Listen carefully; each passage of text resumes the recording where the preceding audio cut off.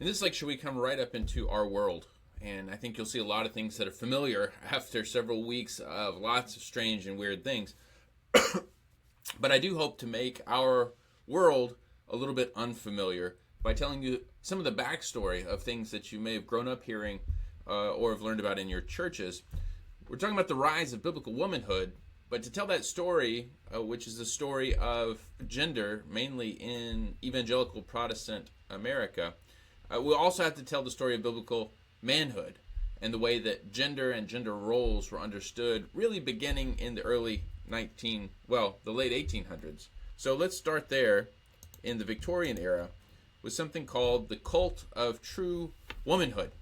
You'll remember in a previous lecture on social reform that views on women had shifted in the Victorian era. Generations, for centuries, women had been thought of as morally inferior, as the weaker sex, vicious temptresses. That's why Eve fell first.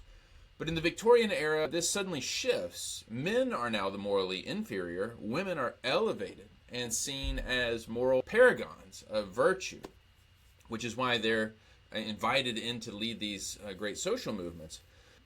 But this is also where you see things like the door being held for women, women being away because they are elevated. Now, there's a sense in which by elevating them, they're still kept down, as we'll see.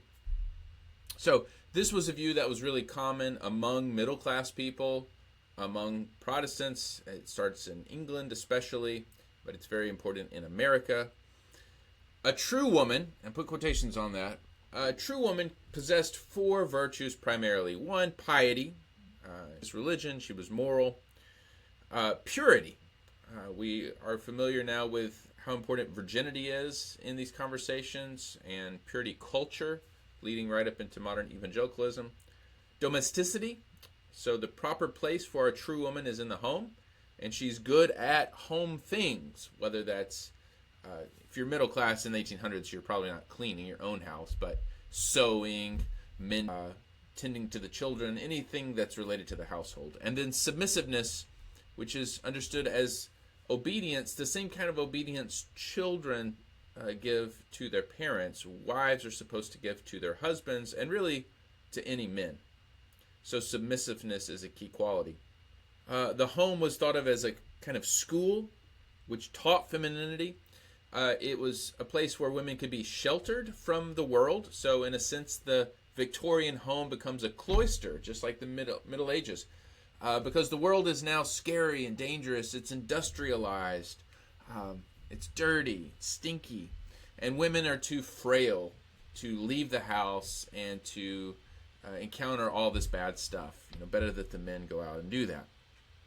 So the cult of true womanhood, the 1870s, 1880s, transforms in the early 1900s from the true woman to the new woman. So as the generations shift, there is new ways of thinking about gender roles. And this is the first wave of feminism. It's connected to women's suffrage movement, but also women's involvement in the social reforms that we've talked about. So the new woman is no longer stuck in the house. She's no longer defined by domesticity. She can work outside the home if she wants to. And we see a rise in the number of women working outside the home from 4 million in 1890 to almost double that in 1910. A fairly short amount of time. Women now have access to education. They can go to school. Their colleges are beginning to open up, and they can go to some colleges. Graduate programs are beginning to open up. So women are becoming educated, and they want to do something with their education. And in 1920, with the 19th Amendment, women are allowed to vote, which means women can now be engaged in political issues, not only in social issues. This is connected to various changes in culture, namely transportation and dress. So one of the new inventions in this era is the bicycle. And interestingly, the bicycle has a strong connection to feminism because the bicycle became an affordable means of transportation. It was a way for men and women to get outside of the house and to go places. So this physical mobility led to a kind of social mobility.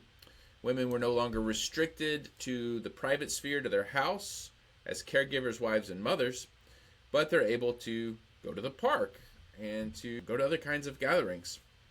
So the bicycle became a very contentious issue associated with liberal politics. It's destroying the home. In fact, in the 21st century, bicycling remains a contentious issue in very conservative countries like Saudi Arabia and Iran. So it's interesting that they're about 100 years behind what Western countries were facing. Now, bicycle brought along other kinds of challenges. If you're going to ride a bicycle, it's hard to do that in a full dress and corset. So women began to adopt more athletic wear. In some cases, they even started wearing knickerbockers, pants. And you can imagine how this threw everything up into the air. Women are now dressing like men, and how will we ever know the difference? And there was a huge moral panic. And so you see things like the Rational Dress Society growing up in England and in the United States. And rational dress is just women saying, hey, we want to dress in ways that make sense, that are rational. And things like the corset aren't rational. We're doing this to please men, but it's leading to health problems. It's very difficult to, again, ride a bicycle. Why can't we just dress in ways that make sense for our bodies and the things that we do? But again, all of this was very controversial, because what it ultimately is a way for women to start taking control of parts of their lives. Jumping ahead from the 1920s, the flappers, the 1940s, and the Second World War, this was a massive cultural shift because so many men are leaving the country. So many men are killed. But for those 4 years when the men are all fighting in Europe, the country is left to be run essentially by women. Think about Rosie the Riveter in this era. So women are entering the workforce in record numbers, never before seen in human history. Women are working in factories. Women are running businesses. Again, women are just making sure that everything works while the men are off fighting the Nazis and the Japanese. But then the men come home in 1945. They've been transformed by the war, and they see their position kind of usurped by the women. And so immediately they want to send the women back into their homes, but you can't really put that genie back into the bottle. And so it was in this period that what we now know as the nuclear family was invented. Television shows, radio programs extolled the virtues of the parent, mom, dad, 2 kids, and a dog vision of the family. This is in a single home in the suburbs. This is a reality that was actually only made possible by the new prosperity of the 1950s, but it was built on a kind of nostalgia that this is what families were meant to be. Gosh darn it, this is what they've always been. It's simply not the case. Even in this country, 1 generation before the war, most families were multi-generational.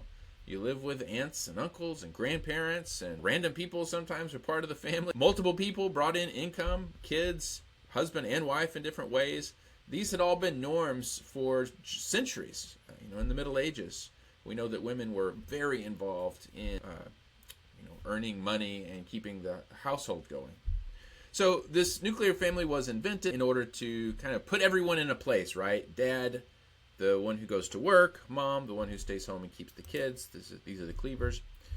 And it's actually not an improvement on the Victorian era, because then there were places for single women, and there were even places for men and women to live together in certain ways, not sexually, but in certain ways. In this new single family home situation, there are fewer spaces for women to occupy. Mothers who do go to work, either because they have to or because they choose to, are blamed for juvenile delinquency. You've let your children down, and now they are a menace to society. Now, as you can imagine, being stuck, this wasn't true for all women, but for some women, to be stuck in the home, to have very little to do, especially for women who have gone and gotten educated, or women who have been participating in the workforce, to now be returned to the home and told that they can't really leave, or they will contribute to delinquency. This was suffocating for many women, and it's what led to the rise of second wave feminism. Second wave feminism was connected to civil rights movement, just like first wave feminism was connected to abolition movement. In 1961, John F. Kennedy put together a commission on the status of women to investigate what was happening. Out of the results of that, there was a recognition that, wow, women get paid a lot less for doing the same work. And that led to the Equal Pay Act in 1963. This was also a year when Betty Friedan wrote her landmark, The Feminine Mystique, which is seen as the beginning of second wave feminism. This is where she talks about being stuck in this domestic sphere and not given any opportunity to really flourish as a human being. Out of this, women began to organize. The National Organization for Women, or NOW, became one of the largest of these organizations in the 60s and 70s. And you can see what they were calling for. Here's their Bill of Rights for Women. Equal Rights Amendment to the Constitution. Banning of sex discrimination in employment. Maternity leave rights and Social Security benefits. Women didn't have these.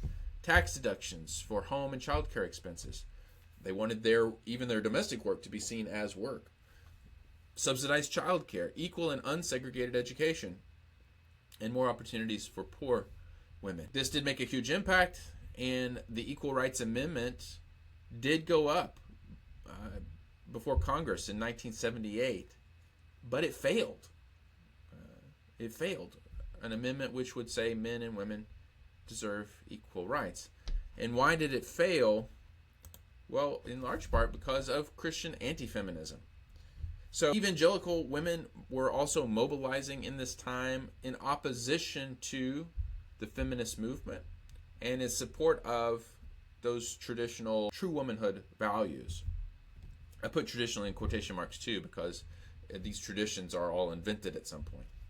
Three of the women that were most influential: Beverly LaHaye, Phyllis Schlafly, and Elizabeth Elliot. Beverly LaHaye is the wife of Tim LaHaye, the writer of probably most famously the Left Behind series. She was a vocal opponent of the Equal Rights Amendment. Phyllis Schlafly, who's from St. Louis, and if you go to St. Louis today, you'll see Schlafly all over the place. She came from a very prominent family in the city, and she really made a name for herself traveling around and opposing this. It's a bit ironic. She became a tremendous leader and challenged many males in this idea that women should be submissive and not have authority. So she kind of took on an authority in order to oppose women's authority. Here's a summary of Schlafly's own views. Females are uniquely suited for their domestic duties of home, maintenance, and childcare.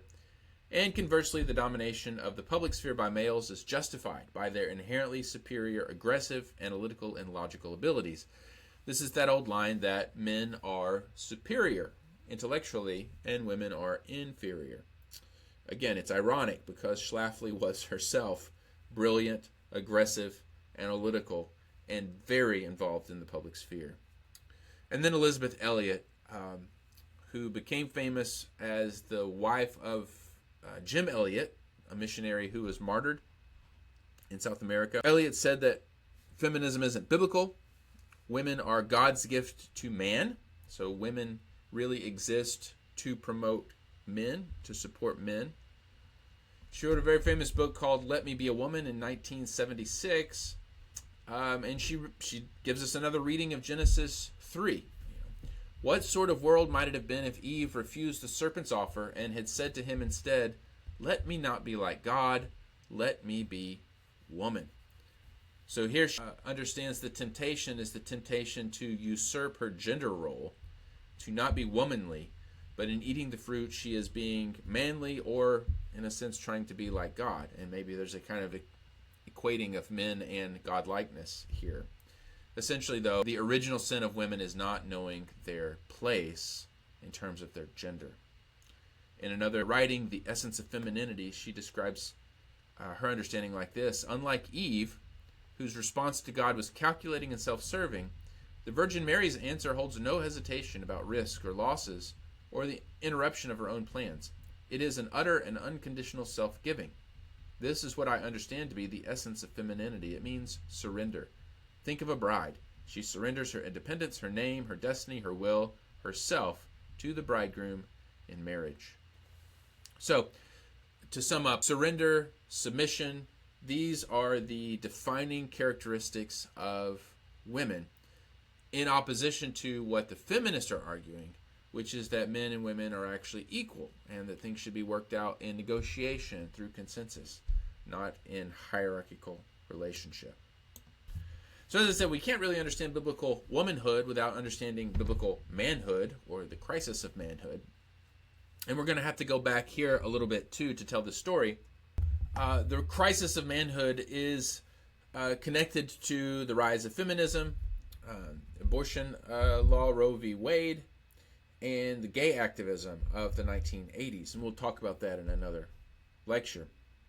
We see contemporary evangelical leaders who are arguing for hierarchical views of gender, patriarchal male authority, and female submission. And these are just a sample of some recent books: Healing the Masculine Soul, How a Man Can Lead His Family, Tender Warrior, Recovering Biblical Manhood, John Eldredge's best-selling Wild at Heart, The Secrets of a Man's Soul. All these premised on the idea that there's something inherently different in men and women. This has its roots in the Victorian era as well. In this period, you see the rise of something now called muscular Christianity. It goes alongside true womanhood, and we have muscular Christianity. Our modern evangelical concept of gender roles are firmly rooted in this era. So the first crisis is after the Civil War. The American Civil War devastates the male population. Hundreds of thousands of men die. It also leads to shifts in the economic system. So farming really kind of ends, and we see the beginning of industrialism as well as white-collar work. So men aren't working with their hands anymore, but they're in cities. They're typing on typewriters. It seems all very feminine work. Also, churches are filled with women now, again, because so many men have died in the 1860s. And in preaching to a church that is 3/4 women, you can imagine smart ministers are changing their message a little bit.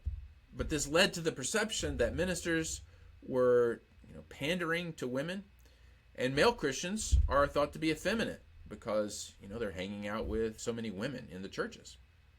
So you see an effort to bring men back into the church by emphasizing how masculine it is. And these are some books from that era: The Masculine in Religion, Manly Songs for Christian Men, that's a hymnal, The Masculine Power of Christ, The Manhood of the Master, The Virility of Christ. So this is like the beginning of muscled up Jesus.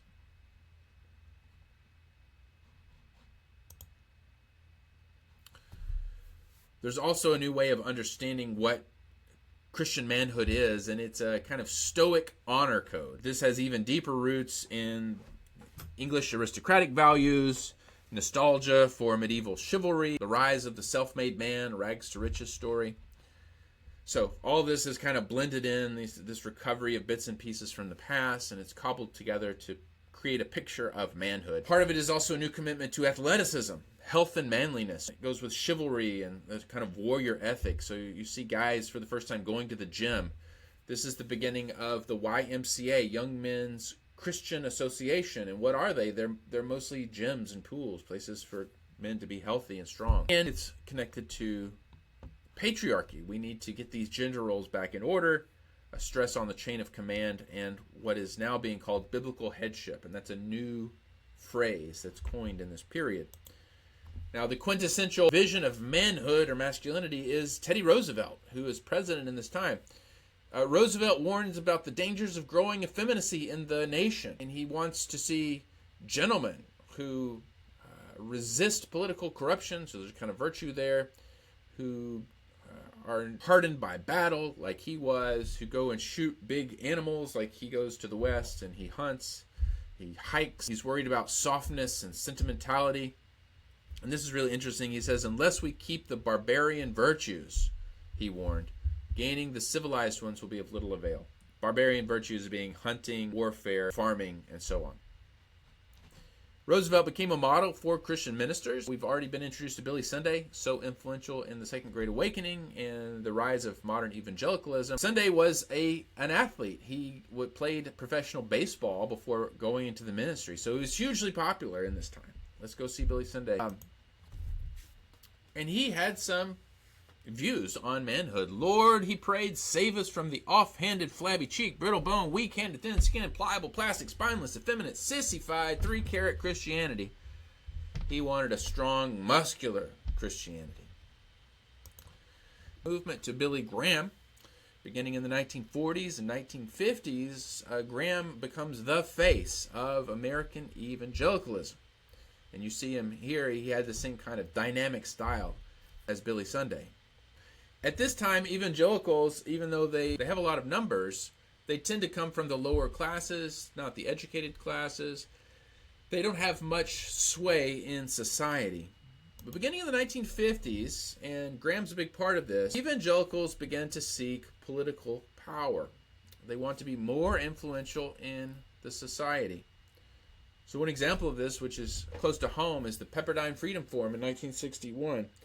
Pepperdine is a sister school to OC. And this forum brought together pro-business conservatives, evangelical fundamentalists, and they're all freaked out by John F. Kennedy, who's Catholic. And of course, Catholicism is still viewed as bad by the sectarian evangelicals. They view him as soft on communism, right? So this new conservative movement is very anti-communist. And, they hold up someone like Barry Goldwater, who's a kind of cowboy conservative who idolized Teddy Roosevelt and looked to as a potential leader for this growing conservative movement. Graham continues to work behind the scenes in politics. You see him here with Richard Nixon. He was an advisor for Nixon and for many other presidents. And he's not only personally being a pastor to them, but he is all the time advocating for the evangelical movement. Just like World War II was a catalyst, Vietnam brought about another crisis of manhood. So it was mostly men that went to this war. They were very damaged by the war, even more so perhaps than World War II, because there's a new insecurity now with all the anti-war movements. Going and fighting the enemy is no longer as plainly, obviously virtuous as it would have been maybe in the 1940s. And so there's a lot of conflicted feelings. So these men come back from the war, and now there's this new and potent mixture of patriotism, militarism, patriarchy, and conservative values. So we want to stand up for the fighting men. We want to hold up this martial ethos, and so on. And you see that in a number of evangelical organizations in the 1970s from several different fields. Some of you may be familiar with Focus on the Family, very influential, founded by James Dobson, who is a child psychologist. He wrote Dare to Discipline in 1970, still influential 50 years on in evangelical movement, where he argues that children are naturally rebellious and sinful, and they need to be brought into line through corporal discipline.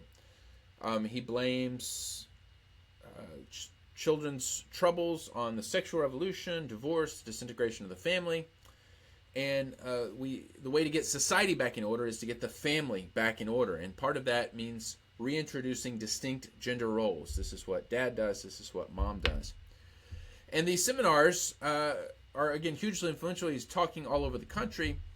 And he's not just talking about psychology. He's not just talking about families. But he's also connecting the family to these larger issues like anti-communism. Hey, the communists are against the family, so we need to be really for the family.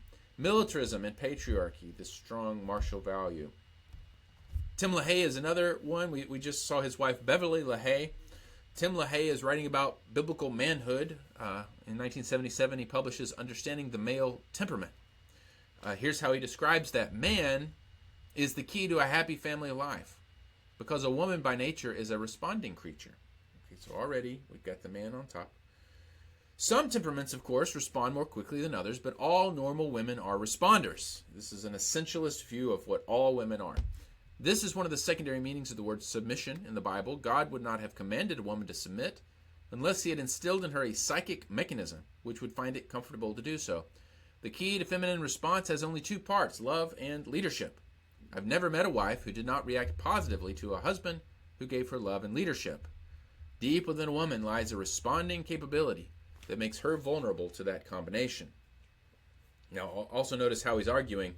It's not based on scientific evidence. It's not based on studies. This is just his experience. He's never met a woman who didn't positively react to the right kind of husband. So, 1980s, we see the rise of the moral majority, the religious right, and the blossoming of what we now call Christian nationalism. which is the full, the vision for the full integration of Christianity and the government. After Reagan, no Democrat would win the majority of white evangelical support. So the evangelicals are more and more closely aligned with the Republican Party politically. And the Republican Party, in turn, is kind of captured by this particular way of thinking about gender. So in the 1980s, under the Reagan administration, Wayne Grudem and John Piper, after a series of meetings, get together and they establish this organization called the Council on Biblical Manhood and Womanhood. It's defined by the Danvers Statement, published in 1989, which says women were created to submit, as you just heard from LaHaye. Feminism is blamed really for all the problems in the country. It's not the men who have the power, but it's these women who are threatening to overturn the God-ordained structure. They coined the term complementarianism, which you may be familiar with, to describe their position. They published a follow-up in 1991. You can see here the famous image of the umbrellas based on Ephesians 5. So Christ is over all, but the husband is the umbrella over his family. His role is to protect and provide. The wife is under the husband. She manages the children and the home.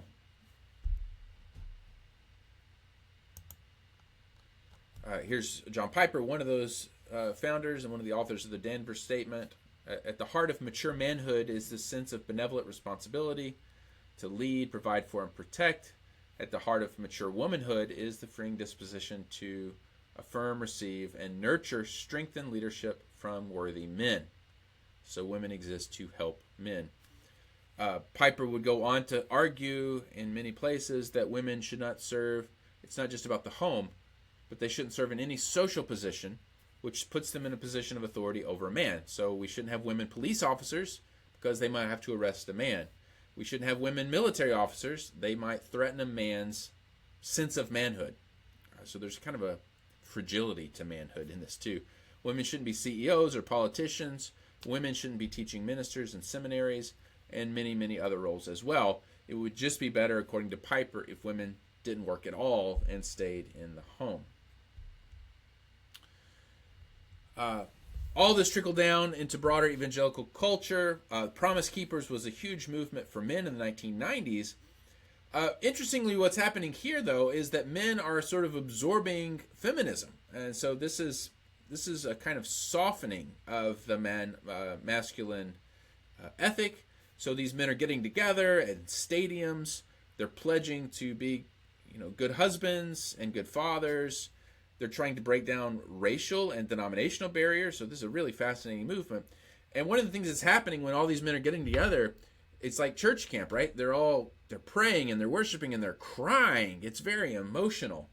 This is not Teddy Roosevelt's version of manhood, but it's a huge part of the movement in the 90s. So this is connected with male headship as servant leaders. So this is an effort to really integrate some of the insights of feminism into the patriarchal movement. Men are to become more in touch with their feelings. So let's back up now and look at a spectrum of beliefs. Because someone like John Piper would say that there's really only two positions. It's very binary. There's either complementarian, which is his view that men and women are different and have different roles, or there's egalitarian, which says there's no difference at all between men and women. And of course, egalitarian is always bad from his perspective. But we can see actually a range of views. On the two extreme ends, the top and the bottom here, are the patriarchal and we could just say the matriarchal, more accurately, or the strong feminist. And these say that men and women are different, totally different. And they should have different roles in the home, different roles in churches, different roles at work. Patriarchy says men are superior, women are inferior. This strong feminism or matriarchy says women are superior, men are inferior. Both have hierarchy.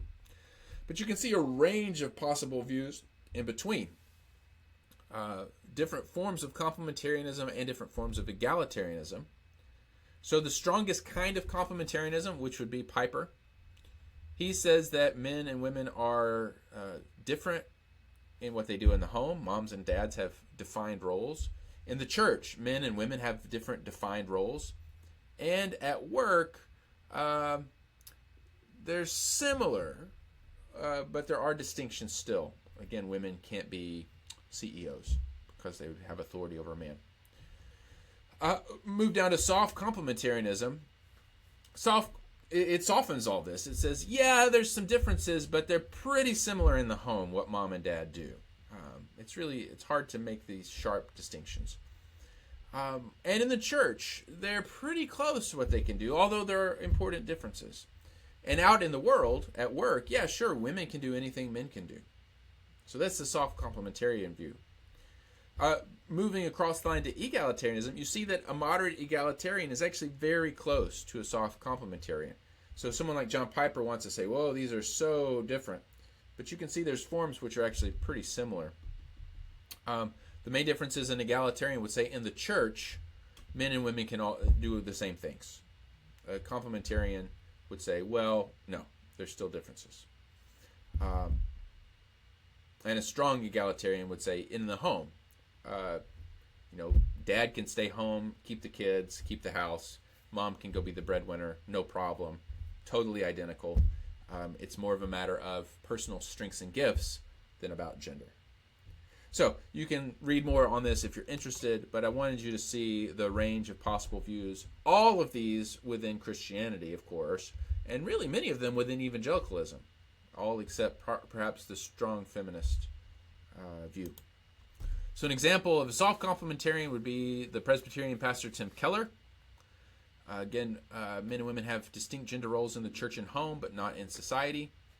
An example of hard complementarianism would be John Piper or Mark Driscoll. Men and women have distinct gender roles everywhere, home, church, and society.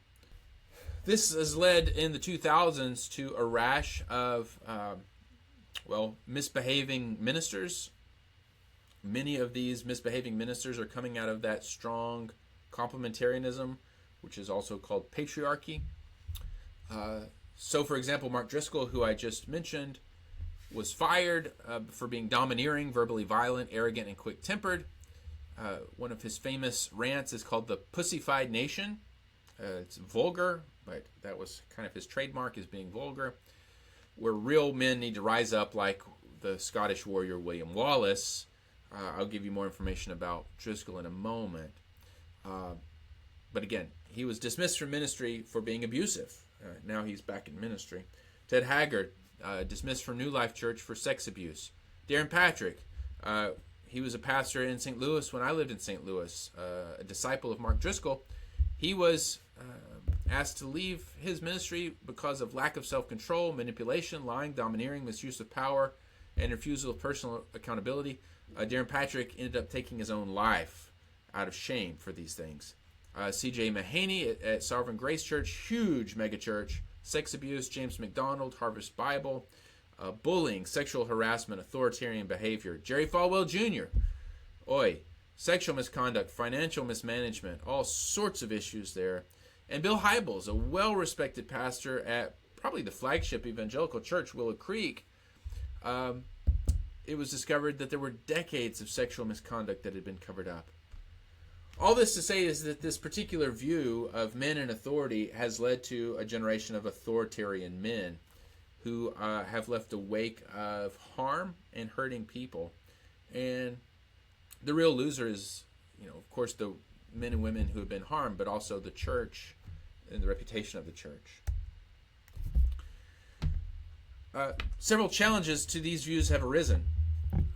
One of the funnier ones is Rachel Held Evans' Year of Biblical Womanhood.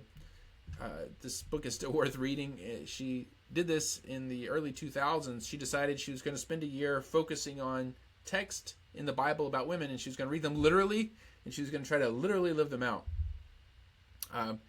And her point was, and what she discovered through her own experience was, we can't live out these views literally. Biblical womanhood is a Middle Eastern idea for 2,000 to 3,000 years ago, and to try to be a Near Eastern woman in a modern American culture is absurd. We have to read these in a more sophisticated way.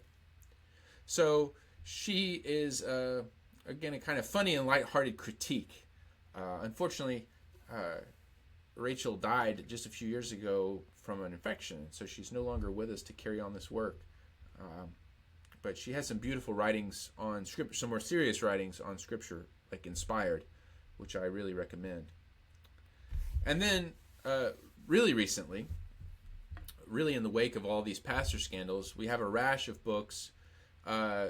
Kristen Dumais, Jesus and John Wayne, How White Evangelicals Corrupted a Faith and Fractured a Nation, 2020. Highly recommend Dumais' book and also her Substack and podcast.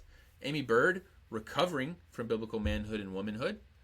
And then Beth Allison Barr, The Making of Biblical Womanhood, where she tells about her experience in the Baptist church and how she's a university professor, so she's able to give a little bit of background, but also her personal experience of really being abused in the church and not being able to serve in ways that she felt called to serve. And I give you a quote from her at the bottom: "Complementarianism is patriarchy, and patriarchy is about power. Neither have ever been about Jesus."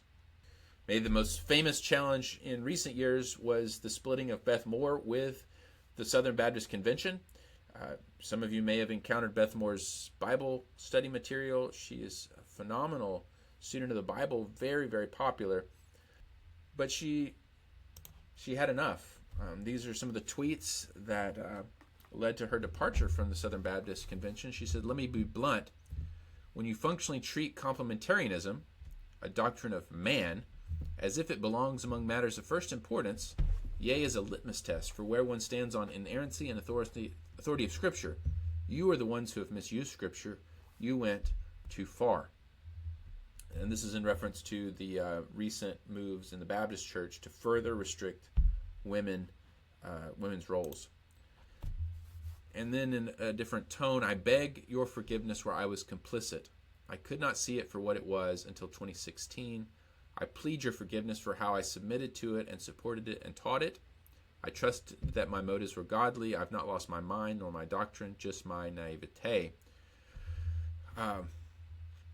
She realized later that in supporting these complementarian views, she was teaching things that she now sees as harmful to women.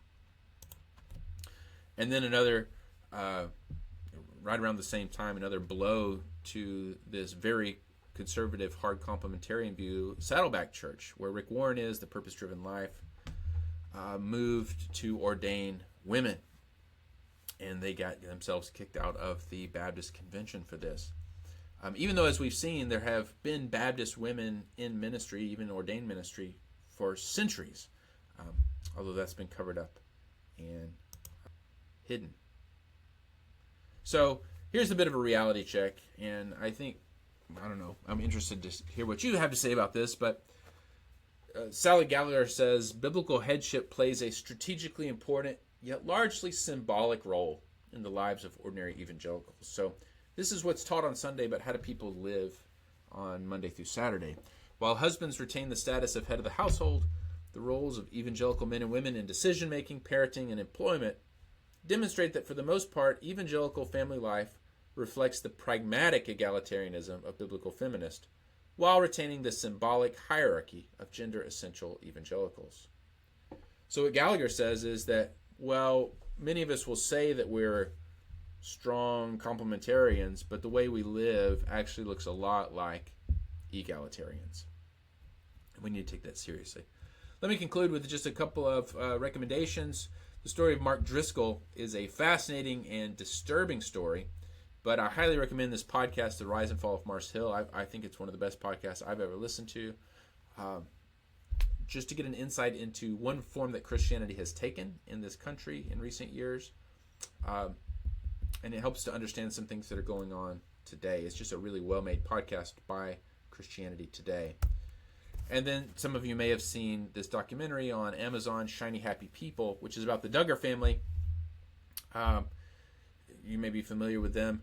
But this tells some of the story about the theology behind their family, the Institute of Basic Life Principles, and a very hard complementarian view.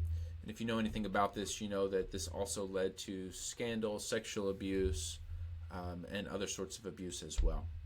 There's a lot of other things that I could recommend. These are just a couple. We've gone very, very long, but hopefully this gives you some insight into some things that you've seen in the world today.